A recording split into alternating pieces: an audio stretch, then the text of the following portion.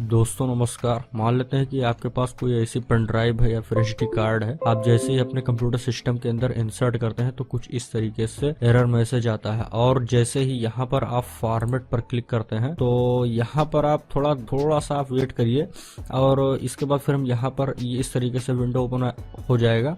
Start पर हम click करते हैं, ओके पर क्लिक करते हैं, और यहाँ पर आप देख सकते हैं इस मैसेज का मतलब समझिए। इसका मतलब यह है कि जो विंडोज आपका पेन ड्राइव को फॉर्मेट करने में या फिर एसडी कार्ड को फॉर्मेट करने में ये असफल हो चुका है।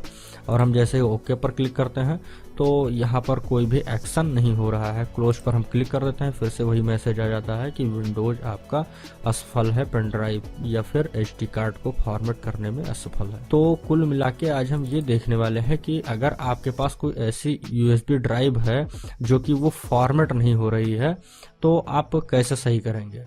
तो चलिए शुरू करते हैं। देखिए, शुरुआत करने से पहले मैं आपको एक चीज़ और बताना चाहूँगा कि ये काम आप एसडी कार्ड के ऊपर भी कर सकते हैं और पेन ड्राइव के ऊपर भी कर सकते हैं। अगर आपके पास पेन ड्राइव है तो आप सीधे लैपटॉप के अंदर इंस्टॉल कर दीजिए, और अगर आपके पास एसडी कार्ड है तो आप सीधे क्या करिए कि एसडी कार्ड को आप कार्ड रीडर के थ्रू आप अपने लैपटॉप के अंदर इंसर्ट कर सकते हैं। तो चलिए शुरू करते हैं। सबसे पहले आपको क्या करना है, यहाँ पर विंडोज के स्टार्ट बटन पर क्लिक करना है और यहाँ पर आपको CMD लिख करके और सर्च कर देना है। अब यहाँ पर देखिए ये CMD कमांड प्रॉम्प्ट का एक ऑप्शन दिख जाएगा, इसके ऊपर आप राइट क्लिक करिए, रन एज एडमिनिस्ट्रेटर पर क्लिक करिए। यहाँ पर देखिए स्क्रीन रिकॉर्डिंग नहीं हो पाएगी, यस का एक बटन दिखेगा, यस पर क्लिक करिए। यहाँ पर आप देख सकते हैं कि CMD का इस तरीके से इंटरफेस खुल करके आ चुका है। अब आप क्या करिए कि इस पर आपको कुछ कमांड टाइप करना है, वो चीज़ आपको बहुत ही ध्यान से समझना है। चलिए मैं एक काम करता हूँ, इसे थोड़ा सा छोटा कर लेता हूँ, आपको समझाने के लिए ये बेहतर रहेगा। अब चलिए ठीक है, यहाँ पर मैं आपको एक कमांड, हर एक कमांड आपको मैं बताने का प्रयास करूँगा। आपको इंटर करते हुए चले जाना है और बहुत ही ध्यान से समझना है। तो सबसे पहले हम यहाँ पर लिखेंगे डिस्क पार्ट, इंटर कर देंगे। इसमें आपको थोड़ा सा वेट करना है। यहाँ पर आप देख सकते हैं डिस्क पार्ट लिखा हुआ आ चुका है।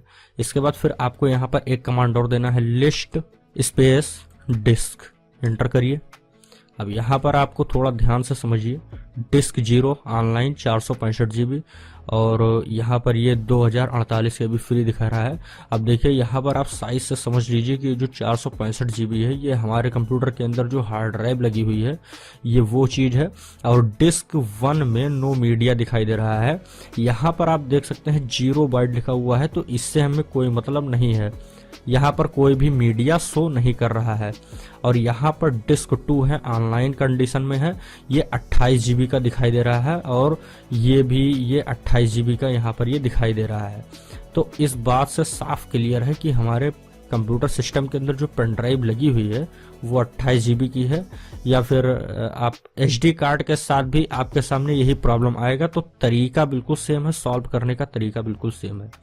तो यहाँ पर आपको नेक्स्ट कमांड देना है, सेलेक्ट स्पेस डिस्क स्पेस 2। चूंकि यहाँ पर आप देख सकते हैं हम डिस्क 2 को सेलेक्ट करेंगे तो हम 2 लिख देंगे और इसके बाद फिर हम इंटर कर देंगे। अब यहाँ पर आपको एक कमांड छोटा सा देना है, क्लीन, इसके बाद फिर आपको इंटर कर देना है।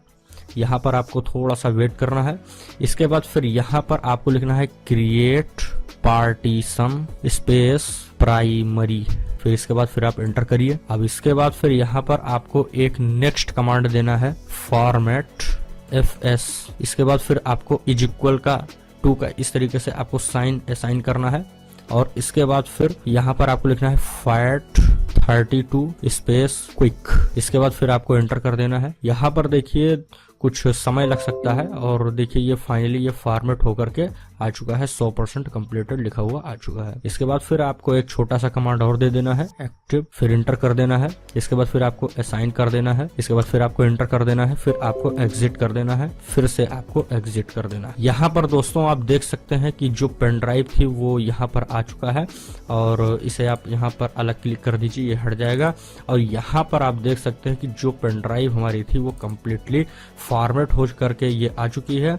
और अगर आपके पास SD कार्ड है और SD कार्ड के अंदर ये समस्या आ रही है, तो आप इसी तरीके से आप SD कार्ड के अंदर से भी ये प्रॉब्लम को आसानी से सॉल्व कर सकते हैं। तो दोस्तों आज का ये कंटेंट यहीं पर समाप्त होता है। वीडियो पसंद आया हो तो प्लीज आप एक लाइक कर दीजिए। अभी भी इससे रिलेटेड कोई समस्या है, कोई विचार है तो कमेंट सेक्शन में जरूर लिख दीजिएगा। बाकी इसी टाइप के कंटेंट में इंटरेस्टेड है तो चैनल को सब्सक्राइब करिएगा। तो चलते हैं, फिर मिलेंगे किसी नेक्स्ट वीडियो में। जय हिंद, जय भारत।